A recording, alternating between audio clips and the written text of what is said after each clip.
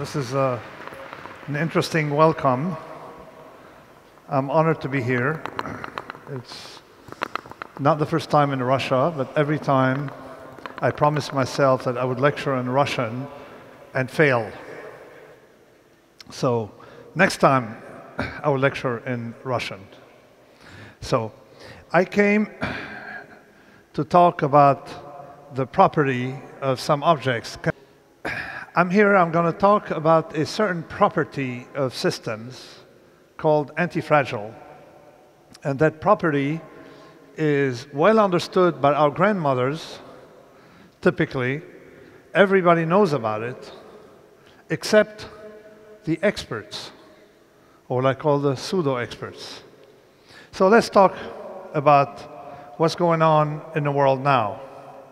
I wrote a book called The Black Swan, and apparently nobody understood it because I spent 650 pages explaining that black swans are not predictable. And instead of focusing on predicting black swans, it was vastly better to try to protect yourself from them or build systems that have the ability to handle these extreme events that we cannot predict. Now, if I had a Russian ruble for every time someone asked me what's the next black swan, when is the next black swan going to happen, where is it going to happen, if I had a Russian ruble every time someone asked me about the next black swan, today I'd be able to close the deficit of Saudi Arabia. All right. So the problem, of course, is not to focus on extreme events like the black swan. The idea is to try to build things that can resist them. So we currently have an expert problem because not only we're focusing on trying to understand the future, and we can't, but we're going backwards. We're misunderstanding the properties of the present, causing collapses, forest fires, a lot of problems, because we think we understand a little more than we actually do. Hence, that expert problem that I can see it there. So, under complexity, and the world is getting more and more complex, it is very hard to see cause and effect. It is very, very hard to understand how individual links can have collective effects. In my next book, the one coming out next year, and I don't know if in Russia, but in many countries, and certainly it's coming out in Russia, I don't know if it's next year. In my next book, I talk about the inability we have to understand a collective behavior based on knowledge of particulars. If you can know very well how ants behave, you will never guess how that leads to the behavior of an ant colony.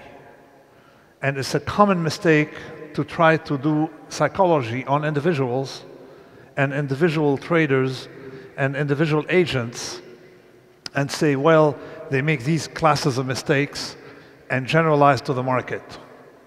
Every individual can be irrational and the market can be rational. So the problem under complexity is that the different layers are different organisms, and you cannot understand how an economy works by understanding agents, and you can't predict crises from looking at components. That's complexity. It's not bad news. We just have to understand the properties of such systems and how they work and how they operate. One thing that tends to upset the pseudo-experts, and what is the class of pseudo-experts? A plumber is an expert at plumbing. A dentist is an expert at dentistry. A doctor who does colonoscopies is an expert at colonoscopies. However, a person, a bureaucrat in Brussels, thinking he can run the European economy is not an expert in his field. That is the issue of pseudo-experts. People who deal with macro variables do not understand complexity. So they don't quite realize that they may be experts at a lot of things, but not at their subject matter. So I prefer to take the wisdom of grandmothers than those of overeducated bureaucrats working, say, for the State Department in the US or for the European community in Brussels. They have no idea how the world works because they're missing something quite fundamental. So, and of course, the main reason these people do not understand the world is because they don't have skin in the game.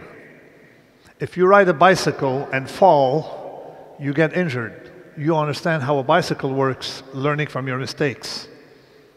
But if you conduct policies and your mistakes affect other people, not you, then you'll never learn. And nobody will catch you. You see, a pilot who's incompetent will eventually die with a plane. But someone doing policy who's incompetent will harm countries and survive. That's the main situation today, and people understand that. They have the wisdom to detect it, and they have the ability to remove these people. This is why we're witnessing today a riot against bureaucrats in the West. They don't want this old structure. They don't care about journalists. The media has no clue what's going on, and this is why they've elected Trump or they've elected Modi by saying, hey, you know what? Maybe there's something these guys are getting that the media doesn't get. Anyway, which brings me to my subject, fragile, anti-fragile, and how the world works, and what is it that these bureaucrats are missing. But that everyone, again, who has owned a bicycle knows. Mysteriously, the minute they become professors of economics at Harvard or directors of the Federal Reserve, they forget these things. Am I speaking slowly enough for the translators? Okay.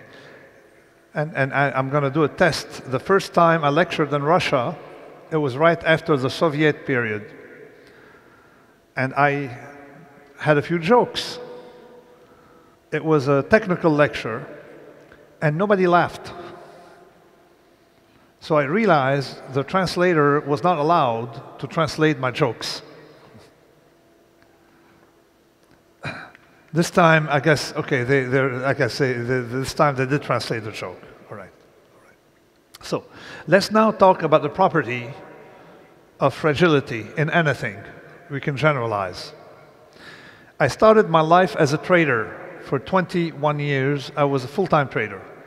Did nothing else but trade. And traders, they don't know a lot of things. I was a volatility trader, an option trader. We knew our subject, volatility, and sometimes alcohol. You know, that's because that comes with trading. A lot of rum, vodka, a lot of things. So when I stopped trading, I still did it part-time, but not full-time. I wanted to start a career doing something else, and decided, you know, to do scientific research. So I looked at a coffee cup, accidentally, And I said, oh, for years I missed the central property that the coffee cup does not like volatility. I mean, it may seem trivial to you, but it can lead, if you really follow the idea to its logical consequence, it can lead us to understand a lot of things. Everything fragile dislikes volatility. Think about it. If I put the coffee cup here and there's an earthquake, I am not predicting an earthquake. It's just a thought experiment. What happened to the coffee cup? Does it have any upside? No. There's no upside for the coffee cup. It's all downside or nothing. So the coffee cup doesn't like mistakes. It doesn't like a lot of things. Based on that, I can build some kind of, idea of what that property is. But before continuing, let us look at what is the opposite of fragile. When I ask people what is the opposite of fragile, typically they show this. The opposite of fragile cannot be something that doesn't break if there is a shock. It can't be something like that, because think about it. If I have a package that is fragile, I want to send it from here to Brooklyn. Brooklyn is very far. And you know that people in Brooklyn, they can be a little rough. So if it's fragile, like this, I'd write on a package, handle with care. The opposite of fragile is not a package on which I write, I don't care, you can mishandle it if you want. No. The opposite of fragile is something that improves if it's mishandled. You see? Please mishandle.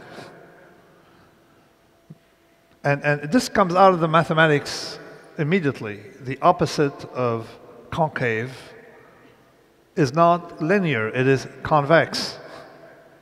The opposite of negative is positive, not neutral. So this we figured out, and the idea is once one understands fragility properly, you understand its opposite, which our grandmothers understand very well, but people who work with systems, the semi-educated, as Montaigne would call them, the semi-educated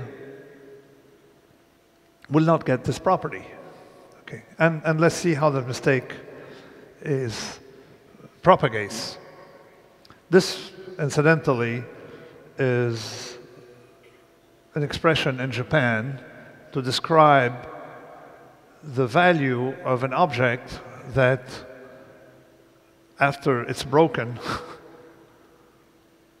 goes up. So in other words, this has benefited from being broken because you put golds in between the pieces as you're putting it together again. But there's no word in any language that I could find that is the opposite of fragile. Every time I say, what's the opposite? They say solid, robust, resilient. In French would be fort, and then they come back and they find in some language, some word. No. Couldn't find any. I asked on social media, and every time it was a false alert, except perhaps for this Japanese expression.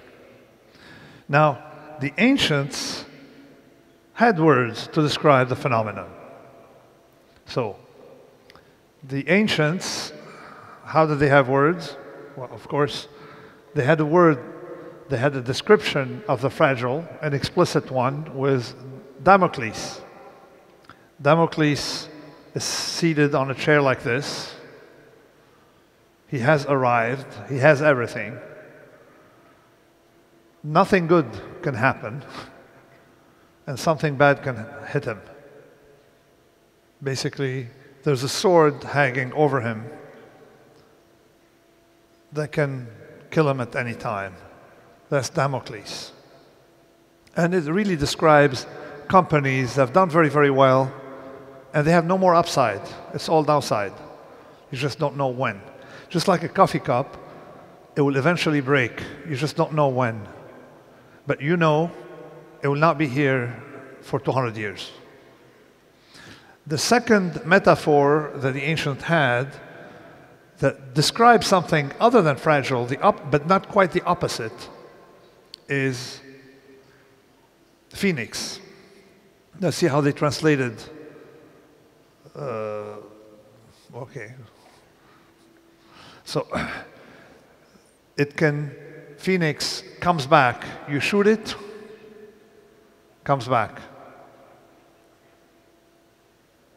No improvement, no degradation. It's like the city of Berytus, the ancient city of Berytus on the Mediterranean, where I happened to be born.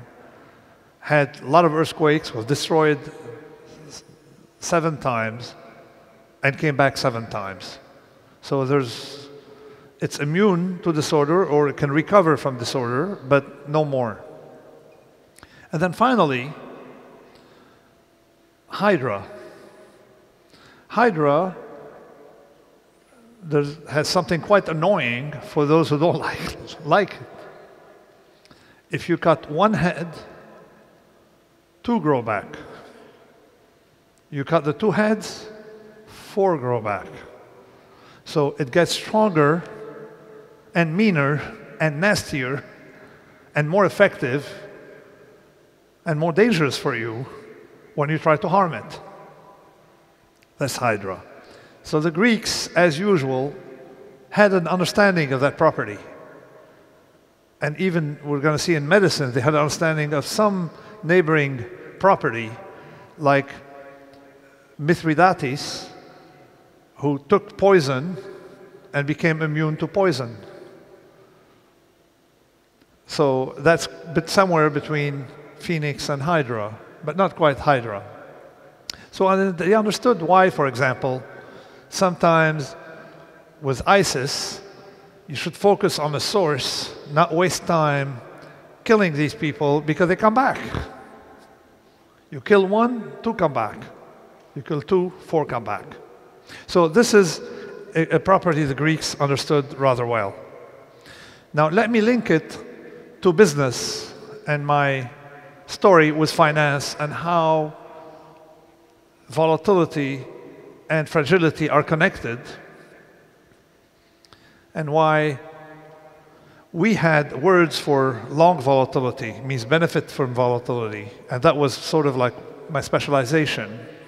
Gain if there's a disaster or something like that, in the markets, of course. So I will describe with these graphs that follow. This is the fragile. So consider an investment portfolio. They make money. Good news. They make more money. Good news. So they keep making money. And if they make a lot of money, they get more money, but it's steady money. They never lose any, steadily. Till one day, they did not make money. They lost everything and more. Everyone on Wall Street had the incentive to have such a trade before the crisis, unless the person has skin in the game. Because if you make money for a year, at year end, you get a bonus. And then you get another bonus. It goes on for years. And when you lose a lot of money, all you do is call up to apologize. Sorry.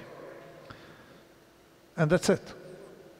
So sometimes people write a letter, dear investors, surely these events are as much of a surprise to you as they were to us. And that letter, actually, people keep writing it, not knowing that other people have been writing the same letter. So there's no linguistic evolution there. It's the same letter. So this is what I call the Robert Rubin trade. Who's Robert Rubin? He was a secretary of the Treasury. So if you have some US dollar banknotes, you may find his signature on them. And then later on, something called the revolving door. He worked for the government and then went to work for the private sector as vice chairman of Citibank or Citicorp, one of those, Citi something. He made $120 million in compensation over 10 years. And when, during the crisis of 2009, Citibank was bankrupt, all he said was, black swan, Cherny Levit. He didn't return his past bonuses.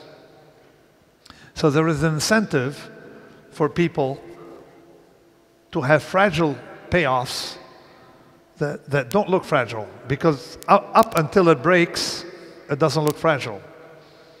So there's an incentive to have what I call the Robert Rubin trade. The opposite of Robert Rubin trade is not this one,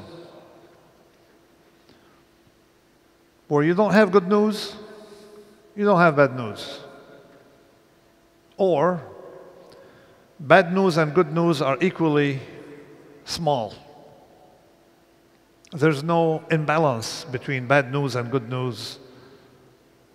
And then there's this third category, the anti-fragile, where all the volatility is to the upside. It's the opposite of the coffee cup. The variation are positive. The big variations are positive. And the small ones, positive or negative, it doesn't matter. So this is the property of the anti-fragile. And you see it in finance almost everywhere. This is where most of the people have accumulated money over time. This is the payoff from technology. But all of that can be linked together. So the only slide that has real words on it is that one. Well, I don't know about translation, but there's a simple rule that I discovered, and I started writing scientific papers on it about systems. If you like one of those, you like them all. So, if you like uncertainty, you will like time. And if you don't like uncertainty, you don't like time. This is going to be critical later on when we talk about new ideas and new concepts and which ones survive and which ones fail. Now, it is quite central to realize that time and volatility are the same in physical systems. If you like time, you like disorders. If you don't like time, like the coffee cup, you don't like disorder. If you like time, you like mistakes. Why? Because time is more mistakes, and these mistakes have to be positive. You see? Because there's no bad mistake for you. If you don't like time, then mistakes are all bad mistakes, like with a coffee cup. We're going to see there are packages like pharmaceuticals for which many mistakes are very good mistakes if you have more upside than downside. Or sometimes you can engineer mistakes with trial and error. So, now let's get a little more inside the properties of the antifragile. And where do you encounter it, and why is it misunderstood? Practically everyone, I'm sure, by today, understand that if you want to get strong and healthy, that you need to go to one of those. They sort of understand it vaguely, but not very, very well, because the same doctor who tells you, look, you need to go to the gym, the same doctor say, oh, I see you're coughing, take some antibiotics. You see? So there's something that people are missing about the property, although they may understand it locally. Now, we know very well that you need to do things to get stronger, and you need this exercise, otherwise you get weaker. If you spend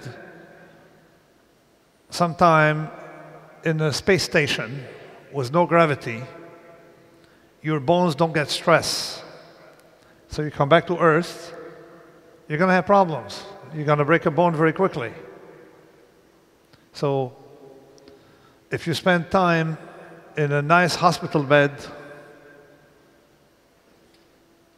in a, because you want stability, you're going to be okay, no harm. No germs in the room, no stressors, nothing. But then take a ride after that in a Moscow subway at 5 p.m. How many seconds will you survive with the germs? Okay, so we sort of understand that in a lot of domains, but we don't understand it in other domains. And let me give you an example. Something few people know is that the best predictor of someone's death is a steady heartbeat. It's the best predictor of someone's death. We can translate it, the best predictor of a company's bankruptcy, a company not surviving, is steady income. People didn't realize that heart rate volatility correlates with health. That you adapt by increasing your heartbeat and lowering it. So the faster it goes up and the faster it comes down, the healthier you are.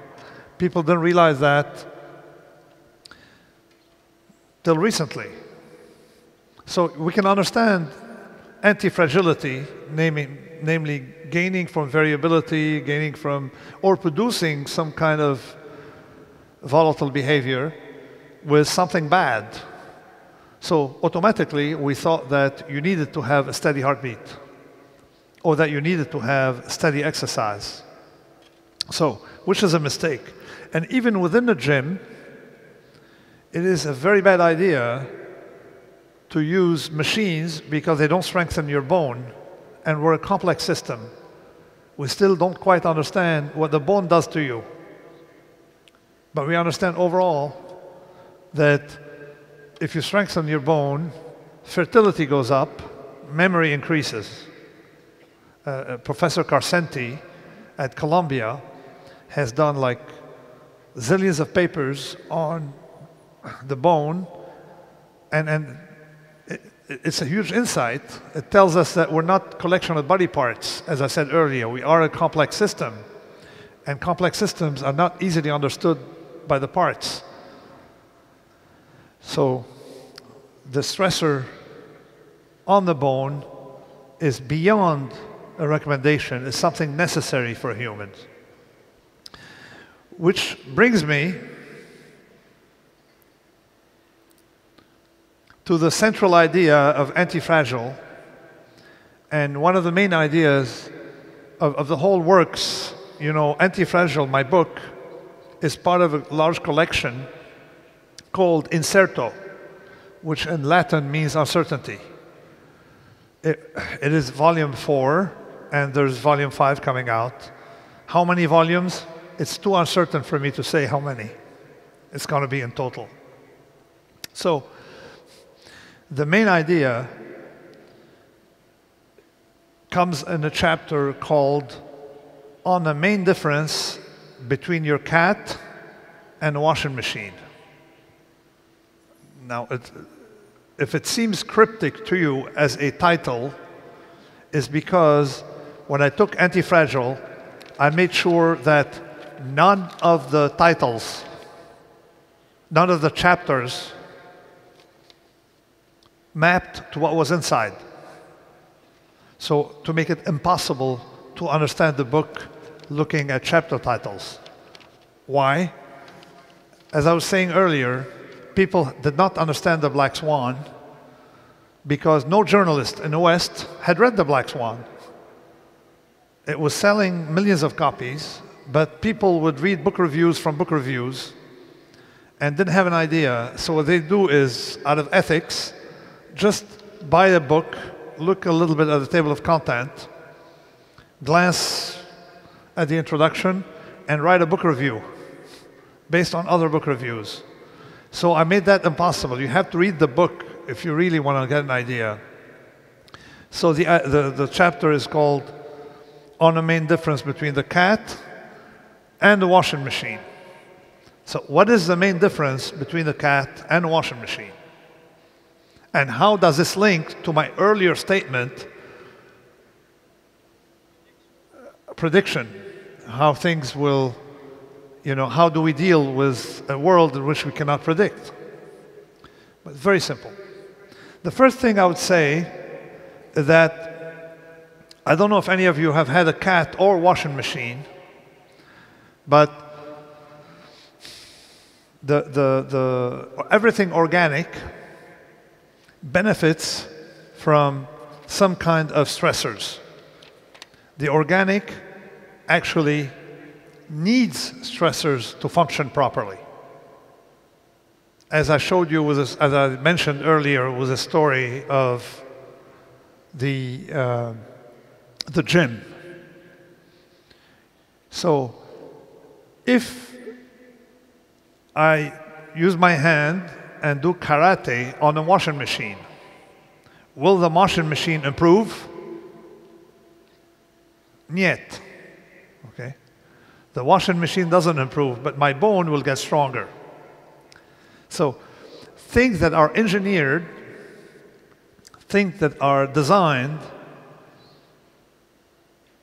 like to communicate, things that are engineered, that are designed, need an operator. They need someone to operate them. But things that are organic, not top down, but organically grown, communicate with their environment via stressors.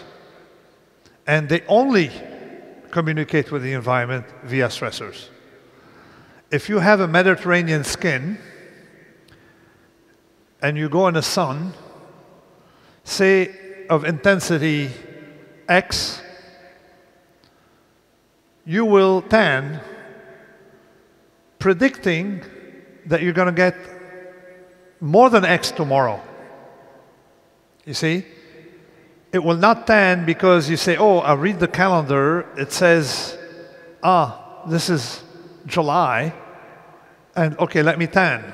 It doesn't work that way. It works by overcompensation.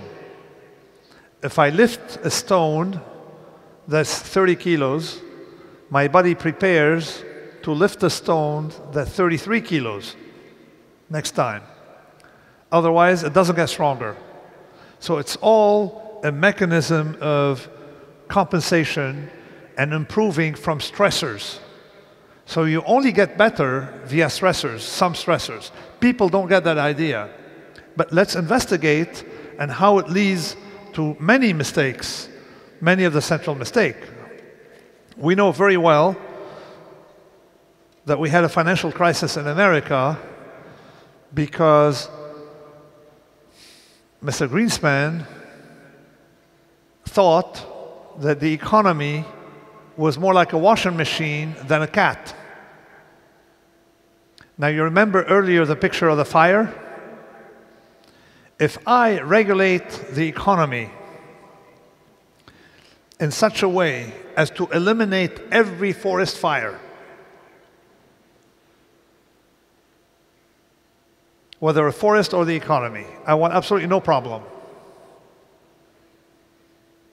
Let's take the forest, somewhere dry like California. The more you extinguish small fires, the more flammable material accumulates, and the worse the big fire. Likewise, in the economy, if you want to do what Greenspan tried to do, no more boom and bust. Him and the Bank of England, that was their declared mission. Eliminate the business cycle. So you have no business cycle anymore. Fragile companies accumulate. They accumulate, they accumulate, they accumulate. So they don't fail early, as with a regular economy, organically developed. So when they collapse, they all collapse together. And that's what happened in 2008. So it's not a very good idea to over-compress systems and prevent them from experiencing stressors and volatility. So the mistake, and that's a central mistake that we have had, misunderstanding that risk and volatility are not the same thing. Unfortunately, a lot of people conflate one for the other. So we don't quite understand, for humans, that stressors are good. I'm sure everyone here has heard of PTSD, post-traumatic stress syndrome. That's, a condition that is common or commonly mentioned. So people have the illusion that every time someone has a stressor, he or she develops post-traumatic stress syndrome. Not true. You're 20 times more likely to experience the opposite, post-traumatic growth, post-traumatic development. The problem is nobody will talk about post-traumatic growth, or very little. If you look at the literature, it's tiny, although the phenomenon is vastly more prevalent. Why? Because no psychologist will ever make any money off of you curing you of post-traumatic growth. You see? So that's a problem. And this is why it's not very common. So, in the next few slides, we're going to talk about overcompensation by systems and how it replaces trying to understand the world, or why prediction can be replaced by that. There's an expression I don't know how it's translated, there's an expression in American English: when life gives you a lemon, make lemonade out of it. So a lemon is a problem, but it's commonly what happens. Like, I bought a Mini Cooper, a convertible Mini Cooper. It looks great, but it was a lemon because it was completely in love with the repair shop. So it breaks down all the time. So this is a lemon. So When life gives you a lemon, a bad thing, try to make lemonade. In other words, try to benefit from it. So you hear there may be high winds coming. So instead of thinking that every crisis is something you have to hide from, say, okay, we're going to have a crisis. Let me try to make some money out of it. So high winds, what do? Instead of hiding in a basement, stocking up on what? On novels, on Dostoevsky, complete works, because you're going to be hiding. A lot of water, Spam, some food, some dried fish. No, you say, okay, no. Instead of hiding, I want to make some rubles out of it. How? Windmills. There's wind, build windmills. So the idea that everything bad has to be bad is entirely modern. That you have to hide from that and shelter people. No. So a little discussion of my views on overcompensation in economic growth. Let me again, since I take the Phoenicians because I know their history. The Phoenicians were the dwellers of these cities on the eastern Mediterranean, Sidon, Tyre, and Byblos, and of course, a few small others. They had nothing. I mean, you mean nothing? Nothing, absolutely nothing. Okay, no resources. You can hunt a little bit, and that's about it. But what did they have? They had the water. They didn't have copper. Who had copper? The Cypriot. And Cyprus, a famous destination for people from Moscow, particularly I think in January or February, okay?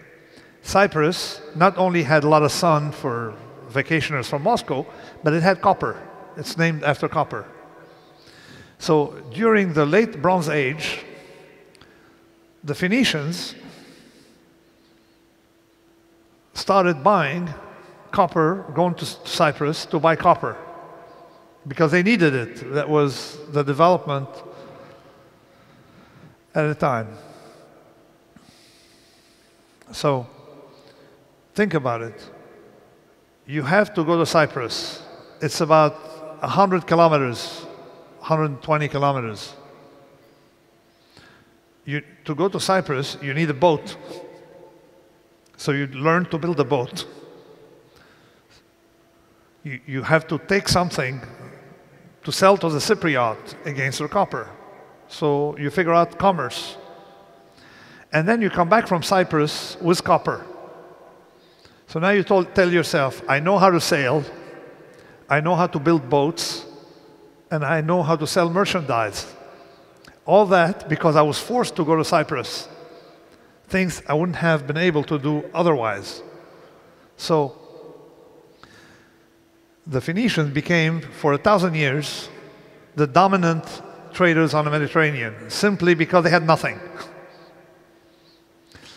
Similar story today, Singapore. The most successful nation today on the planet, most or second most, depends on how you look at it, is Singapore. The second is Switzerland. But they're becoming lazy in Switzerland, so Singapore is still one. They have nothing. And as a matter of fact, they were thrown out of Malaysia. It's the only country, it's the reverse of Catalonia. Just think about Catalonia being told by the Spaniards, we want you out. No, please, we want to stay in. No, you're out, okay? They were fired, they really thrown out of Malaysia. So they had no resources. Singapore doesn't even have water. It has to import most of its water, not enough water. So basically, they got no resources. And look at it. If you talk GDP and eliminate Qatar and other fake countries, fake GDPs, the number one GDP is Singapore. And look what they built, because they have nothing. And every year, they need to reinvent themselves. And they have one interesting property we'll talk about their size. They have the same economic and political system practically as China, but they're vastly more successful because they're smaller. So, and then Venice dominated the Mediterranean. And what did the Venetians have? A little bit of farmland in a province that they couldn't really maintain because there's too much pressure, military pressure on it. So it's the same thing. The Venetians benefited from their lack of resources. Now, of course, we have the inverse story. Take Saudi Arabia. They got the resources. What did they do with them? Nothing. I'm saying nothing, I mean nothing, zero. Zero, zero. So we understand without stressors, nothing grows. Without pressures on the system, humans don't grow. You don't reach your thing. Now, how can a computer system improve? Particularly if you're afraid of attacks. Well, from insults to the system. Who figured it out? Netflix. I don't know if you're familiar with Netflix in Russia, but it's like HBO. It delivers, you subscribe to them and you watch movies at home. And of course, given that they depend on the internet and on delivering their movies, they need reliability. So they're afraid of being hacked and they're afraid of mistakes. Now, when you're afraid of mistakes, how can you, prevent your system from having any? You make your mistakes. So they have generators of mistakes all the time that they call it the chaos monkey, putting chaos into their system continuously. All the time you have chaos into their system, all right? If they make a big mistake, they reverse, and they discover their vulnerability, and their system gets better because of manufactured mistakes. And of course, it is unhackable, or I'm told so. Now, another way to view why Silicon Valley is doing so well compared to the banking industry in New York is because it's set up to learn from errors and bounce back from stress. Take before 2000, I don't know if you remember, for those of you who were born, I guess a few, 2000, we had a big collapse in the economy of Northern California and in the technology sector. The whole thing imploded. And everyone, so many people were unemployed. It was like a big crisis. Didn't last long. Thanks to the crisis, today, Silicon Valley and the technology sector in every single country is a lot better off because of that crisis. And another property of Silicon Valley is it has the highest rate of bankruptcy in America. And America has the highest rate of bankruptcy in the world. And people think it's a bad thing. It is the best thing because you want to fail early, not late, and it allows you to do trial and error. And effectively, the numbers are right there for us to look at them. If you look at the best indicator of a health of any country economically, the single most effective one is rate of bankruptcy. If you don't have a high rate of bankruptcy, the thing is not going to make it. It means you have overprotected stuff. It means people are not trying hard, particularly when you fail and you can do it again and you fail small. And just to see how a system can be anti-fragile, tell yourself the following. If a company goes bust, is it good for the system? If the answer is yes, the system's anti-fragile. So let me give you one example. The restaurant business. It has, after Silicon Valley, the second highest rate of bankruptcy. And that's why we have good food. Every restaurant that goes bankrupt makes food in New York better the next day. Because the one who will replace it will either be cheaper, deliver better food, or both. You see?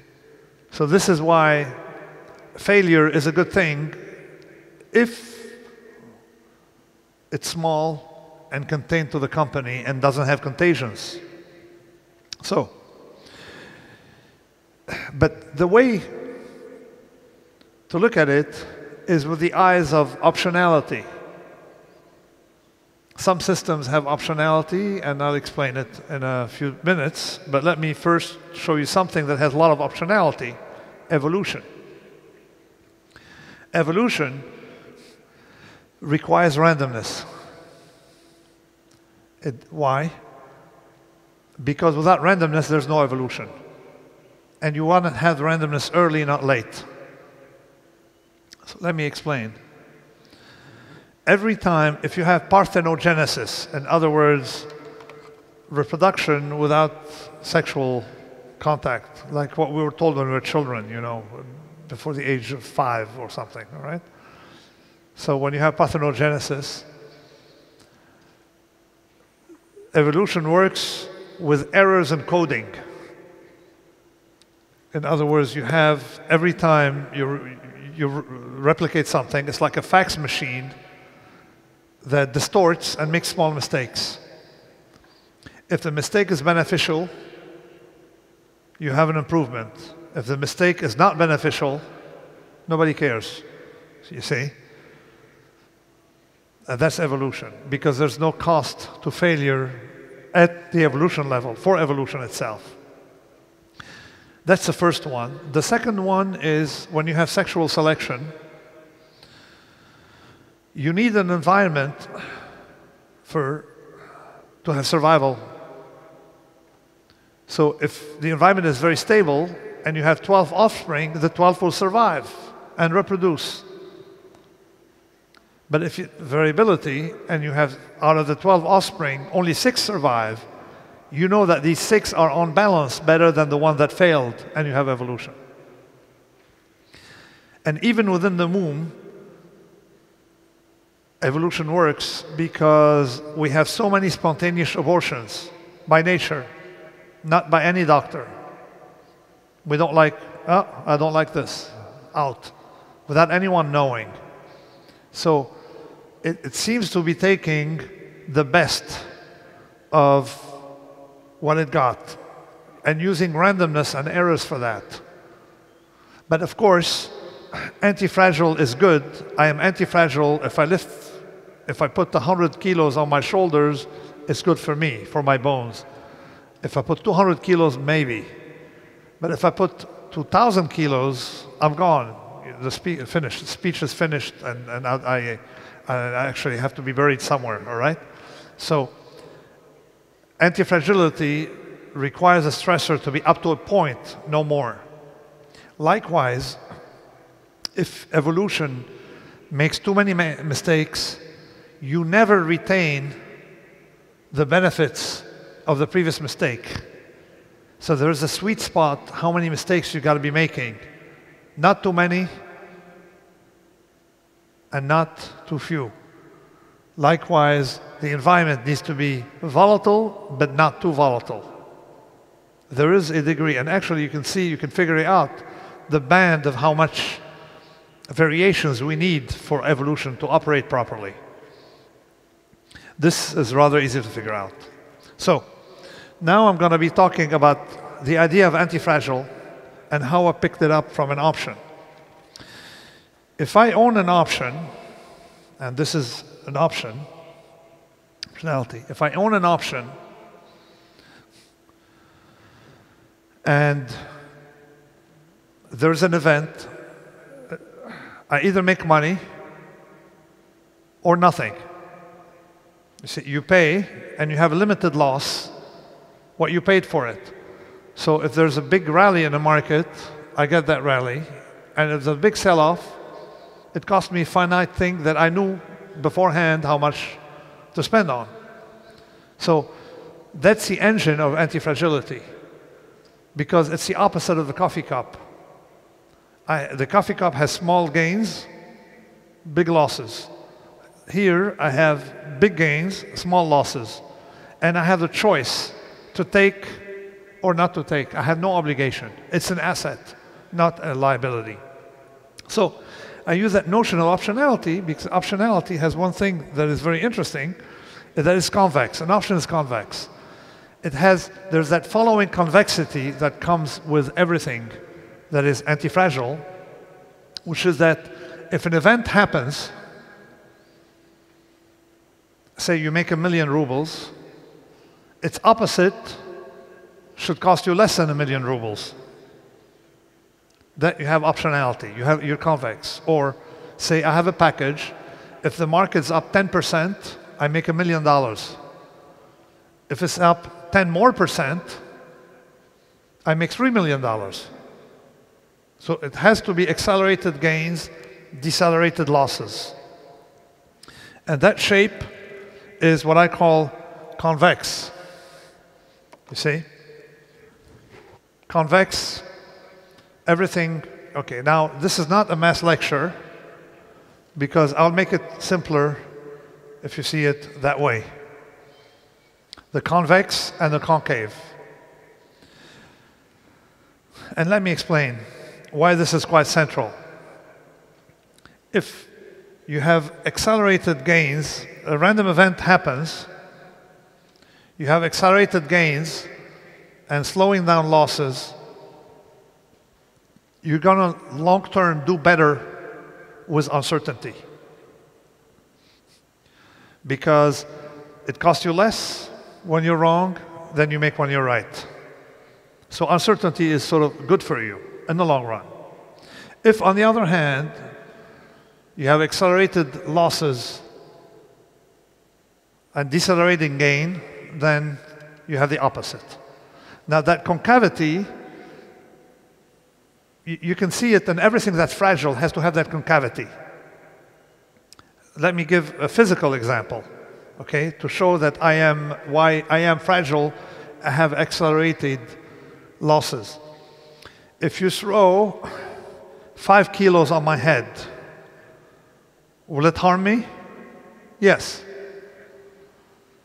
Will it harm me more than 5 times 1 kilo? Visibly, yes, right? Everything that is fragile has accelerated harm.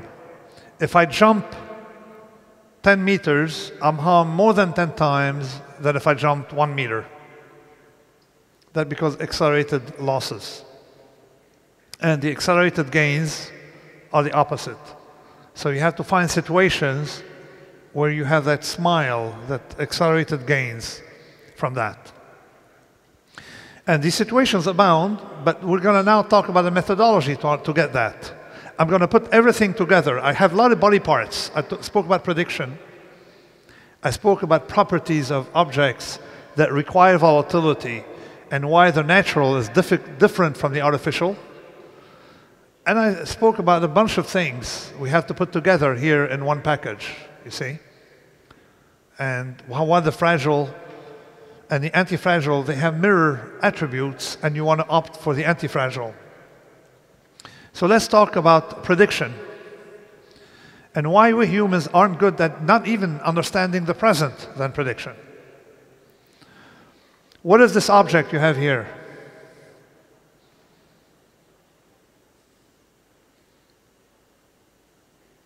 A wheel, okay? It was discovered somewhere east of here, southeast of here, about what, 6,000 years ago? A long time ago. Why did it take so long for this application? I don't know how many of you are old enough I was when I would travel to JFK, long corridors with suitcases. And the machine would be broken, so you can't get a trolley because you had to pay for the trolley with dollar bills. So you have to lift all of that. It's only 25 years ago that people started using this very simple contraption that makes it easy to travel. Now, we were traveling for ages without anybody thinking of putting a wheel under the suitcase, 6,000 years after the invention of the wheel. So we may think it's an anecdote, it's not a statistical norm, but it is a statistical norm. Let me show you why. Do you see these? Near Cancun, you go to Cancun, you sunbathe, you have pina coladas, you enjoy life, and then you do some culture, right? Up there, you look at the pyramids. And they were built without the wheel. So the East, I mean, our world here, the ancient world had, ancient Western world, the East and Western world, they had the wheel when they were building their ziggurat and all that stuff. But these guys did not have the wheel. So they built this with slave labor or cheap labor, corn maze, you give them corn maze, and you get pyramids. And then you work them to death. They didn't think of pushing this. Did they have the wheel? Actually, they did. On toys.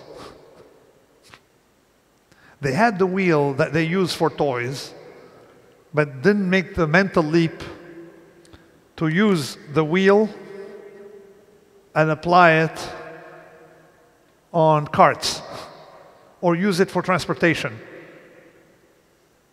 Like, you know, the ancient world, they use carts. So what's going on here, all right? We're not good at putting things together, we humans. We're not good at dealing with inventions. This is why inventions are so unpredictable, because you can have the pieces together, yet not put it together. Actually, we had the steam engine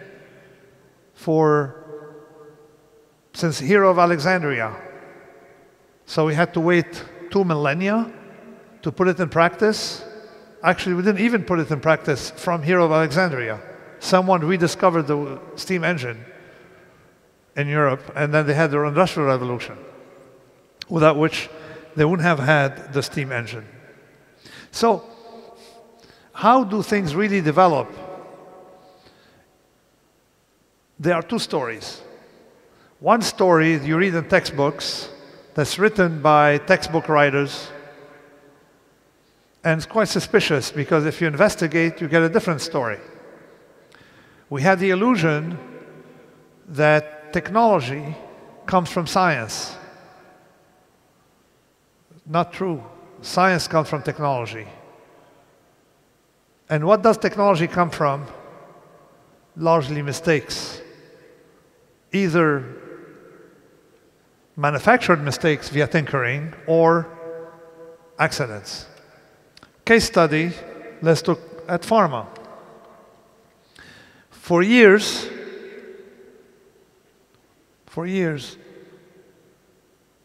people have tried to design a drug that would cure a given disease. Okay? For say about a century. And we have the illusion that effectively it did produce fruits, because if we look at what's happening today, we have huge gains of life expectancy and well-being thanks to pharma. So we have the illusion that pharma is the cause of these things, these gains. Well, that's the illusion we have. that the technology they have there. In fact, it's mistakes that really are responsible. Penicillin was a mistake, but what we had is not really mistakes. It's taking advantage of mistakes. So, case study, 100,000 drugs today on the market. 100,000. That's a lot of drugs. You can, approved by the FDA in the US, even more. If you look at how many of them are today used for what they're made for, you'd be shocked. Very few. Typically, you have a drug with a given purpose, and someone,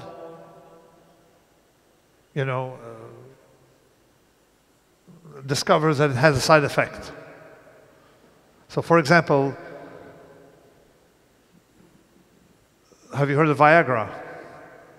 Nobody has heard of Viagra. Okay. So Viagra, someone tried to introduce a blood pressure medicine, and there were side effects.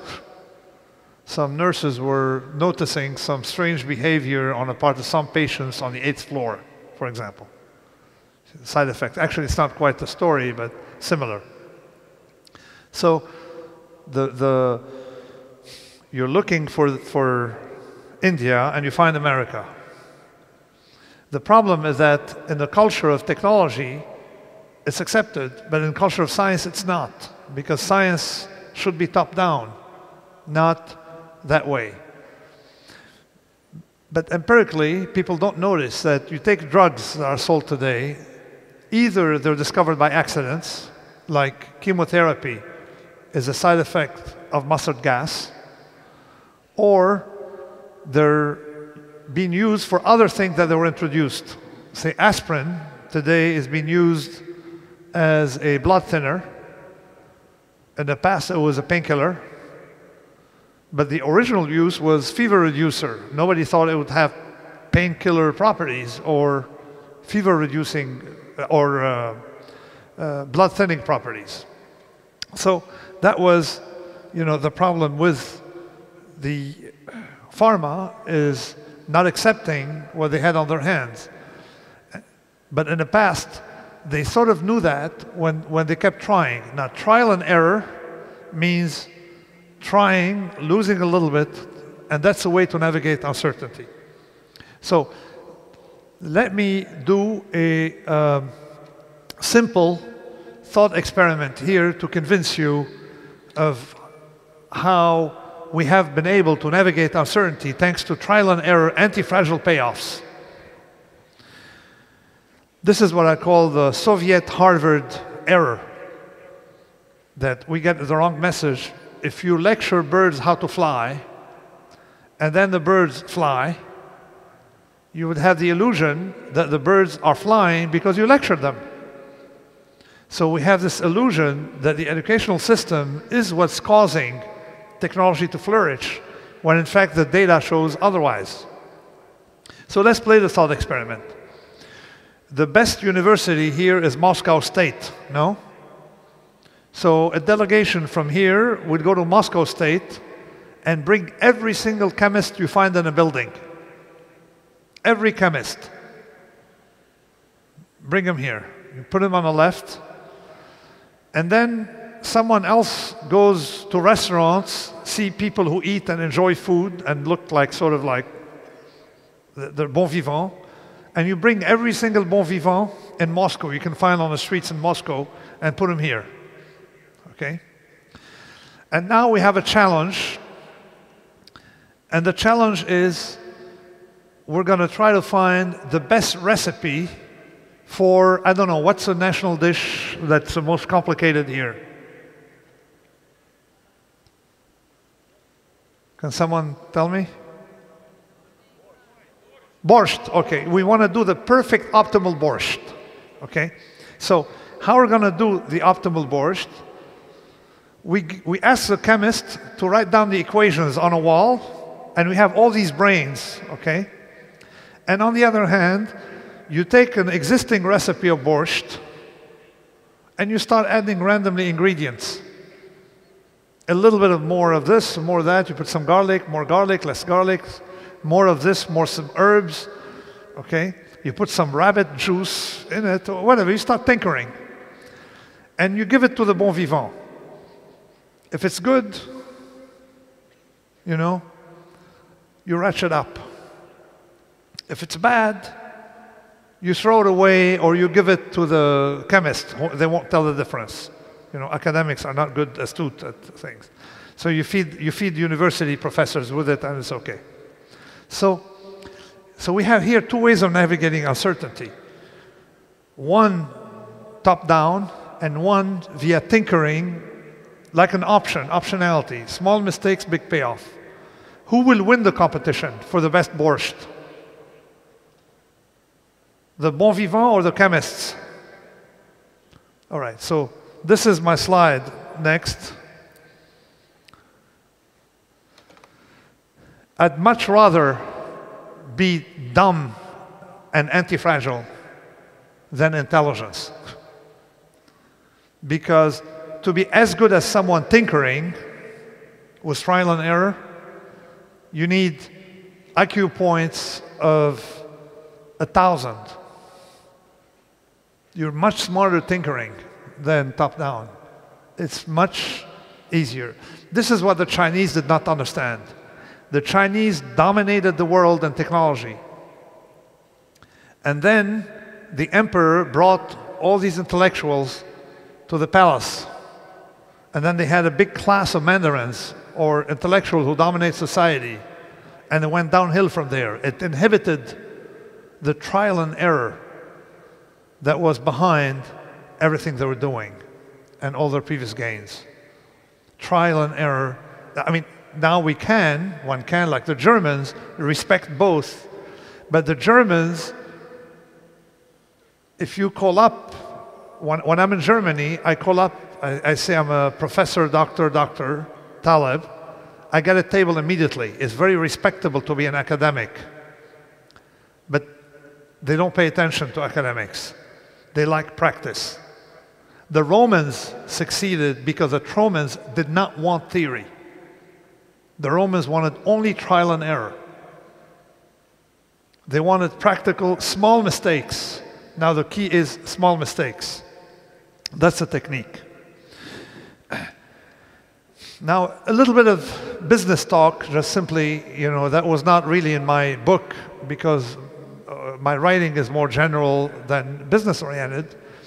But let's look at some application directly. To grab opportunity like an option, particularly if your cost is small, because in a complex world, you can't really predict what's happening. So you probe uncertainty via a lot of trial and error, and something pays off.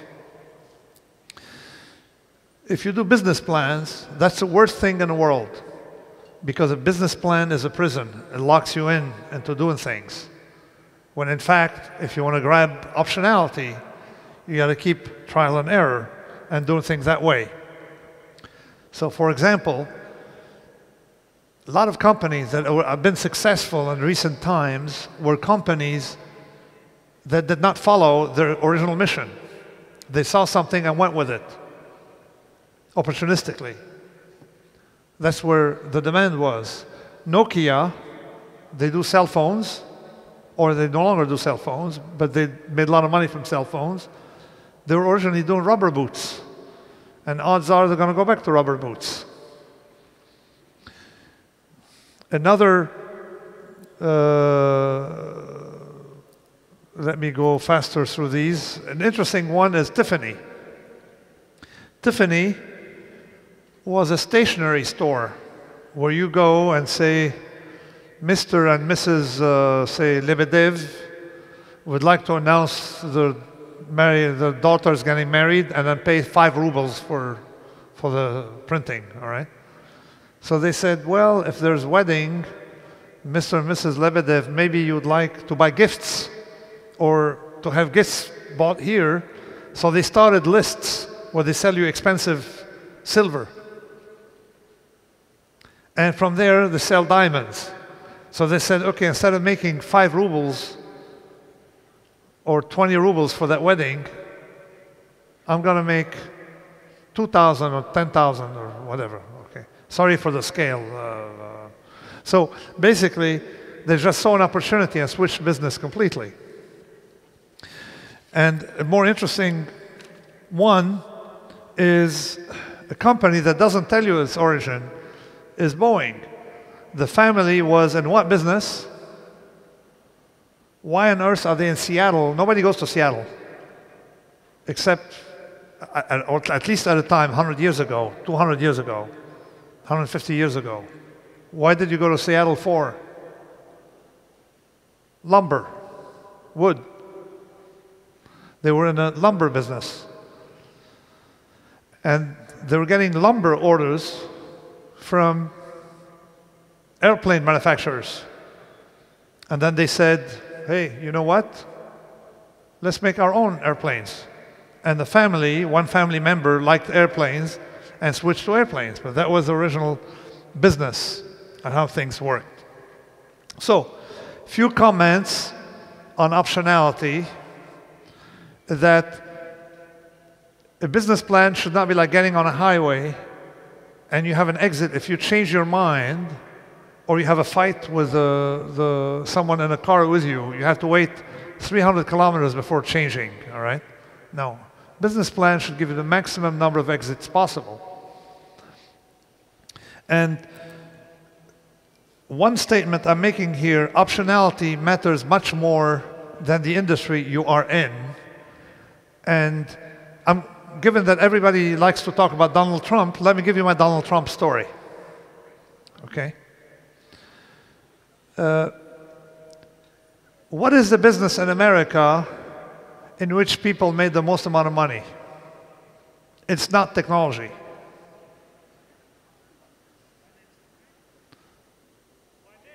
Real estate. That's the area where people made the most amount of money. Now, what is the area in America where people lost the most amount of money?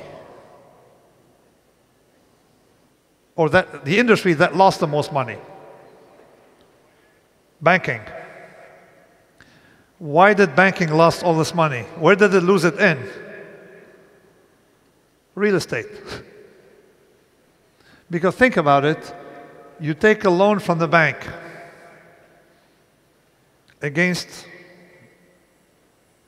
you know, a real estate, whatever, investment. $1 million house, I go to the bank, I borrow 900,000, I put 100,000. The house goes to 2 million. The bank doesn't make any money. I make all the money. As a matter of fact, the house goes to 2 million, the bank would lend me another 800,000. So now I put 100,000 and I've taken out 700,000 net. And then the housing market collapses. Who loses all the money? The bank, not the investor. You see? So the investor loses some, but most of the bulk of the money is lost by the lenders, and they make very little money on it. And they give mortgages that, like a business plan, they cannot cancel, but you can cancel. They can't cancel on it, you can cancel, all right? So if interest rates go your way, you cancel, not them. So basically, the very same industry can have people getting rich off of it and someone getting poor off of it, namely banking. So, and Donald Trump, same thing. He made some money in real estate, but the banks all went under. His first bank was Manufacturers Hanover, disappeared, bought by Chase Bank, bought by Chemical Bank, disappeared, bought by Chase Bank, disappeared, went into JP Morgan. So you realize that it's the contract that matters, not the industry. It's the payoff that matters, not the really underlying security. If you have a good payoff, you don't really care, whatever you're doing. Whether you're trying to get the best borscht or you're trying to get any other technology. You just go with what you find by making mistakes, if the cost of mistakes is small. And then, just because of my story of the manufactured borscht, top down, a lot of people have the illusion that funding is important. In fact, funding is not important. And people tell me, well, Russia, we don't have a lot of funding. If you have an idea, you'll get funding. Because funding comes later. People who start with a business plan, with funding, they don't go as far. The same reason, it is top down, because you don't know where you're going to be going. So if you take what in common, sorry, this is Russian, Microsoft, Google, Apple, all these companies, they started in a garage. They boomed, and then they got funding.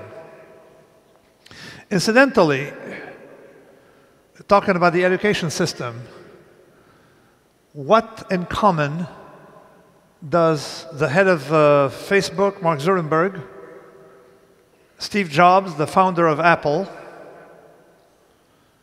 the founder of Microsoft, Bill Gates, and Larry Ellison, the big billionaire from the networks, what do they have in common? No education, no graduate education, no undergraduate education. Why? Because you realize that if someone's going to be an entrepreneur and they get a degree from Harvard, odds are the risk aversion will prevent them from starting a new business. So they know too much. So had Bill Gates stayed at Harvard, he would have ended up as probably as a corporate banker or some kind of law partner at a law firm. Nothing that really adds as much as Microsoft. So we've looked at data. Education is very good in a country when it focuses on basic skills, very important skills, and start degrading when you go into graduate things. You need scientists. You need a lot of scientists, but you need entrepreneurs a lot more. And you need to teach people that failure is good, because if it costs you very little, it's not the same as failing big. You don't get post-traumatic stress disorder from failure. Now I finish with one thing that comes out of all of this concerning the properties of time. As I said earlier, time, and if you like time, you like variability. Now let's think beyond that. Time is a revealer of anti-fragility, or at least it shows you fragility. So there's a very, very strange rule that you can apply, and I call it the Lindy effect, coming from buon appetito. Okay. So coming from, they shouldn't have translated the Italian. We'll see why. So the Lindy effect is the property that's as follows. There was a coffee shop in New York called Lindy's that served very bad cheesesteak, and actors used to go eat there. And they discovered a rule that they called after that restaurant Lindy, near the theater district, that when a show lasted 100 days, it had 100 more to go. A show that lasted a year had an additional year to go. And if you look at that property, it seems to apply to a lot of things. The anti-fragile benefits from time. So it either gets stronger, or time is a good filter that shows us what's fragile and what's not. And you can apply it to technologies. It looks like Lindy is applicable to technology. People make a mistake by pointing out an exception to Lindy, that we're using computers today, and that's a technology. Not quite. We're using computers today, but guess what? Technology destroys technology. We used to use desktops, replaced by notebook by tablets. So technologies are destroyed by technology, and if you think of effectively that rule is invariant to the way you define a technology. If you define the car as a box on wheels, 6,000 years old. If you define the car as an electric convertible car, minus 2 years old. You know, it's not yet out. So, but with Lindy, you can predict what is fragile, what's not in the environment, or what is anti-fragile. And of course, now we're moving to tablets, and tablets are 4,000 years old. We used to write on tablets in the past. So, I was once, so this is, by the way, to show you the power of Lindy, object that survived 2,000 years, odds are will survive 2,000 more years. Where's that kitchen from? Something in Little Italy in New York? No, Pompeii. It's 2,000 years old kitchen, Italian kitchen. Look at objects that we have around that survive. They converge, whatever technology that survives seems to converge to all technologies. And when I write my books, I follow Lindy. Sorry, how does this go? Yeah, I follow Lindy in the following way. If I wrote Fooled by Randomness 20 years ago, actually more than 20 years ago. I'm getting old. The first volume of the Inserto. And the trick was to make sure the book can be read by someone today, I mean then, and 20 years earlier. If it's useful, if it today can be understood today, is relevant and interesting today, and would have been interesting 20 years ago, odds are it'll be interesting 20 years from now. So I applied that rule to my writing, and effectively, so far, it has worked for 20 years. But if you want to predict the future, what will happen in the future, the thing to do is not to take today as a baseline and start adding weird technologies. No. The trick is to do the following. You take today as a baseline, and if you're trying to predict what will happen 25 years from now, remove everything that was developed the last 25 years. Remove, how old is this technology? If it's younger than 25 years, remove it. We're not saying the future will not be technological, but the new technologies are likely to be replaced by newer technologies and not the old ones. And that rule seems to hold. So now, let me wrap up. This I didn't have to translate, I guess. Okay? So let me stop and wrap up and go through the lecture, what I meant. I introduced the notion of fragility as linked to disorder or being harmed by disorder. Interestingly, this is very measurable. No flash, please. Okay, I'm fragile, you see this. Okay. So, linked to disorder. I introduced its opposite, something that gains from disorder, and try to weave a good story for us in the future, that if we have turmoil, it's not just okay, it is necessary for us to advance. And those who do well in the future are those who understand how to use that turmoil for their benefits and to be prepared to benefit, to be sharp for turmoil. And there are techniques. The thing can get technical from here. That explains a lot of puzzles. And of course, this lecture is short to get into these puzzles, but the general theme is flip your thinking to embrace randomness. And of course, when life gives you a lemon, try to make a good lemonade. Thank you for listening to me. Oh.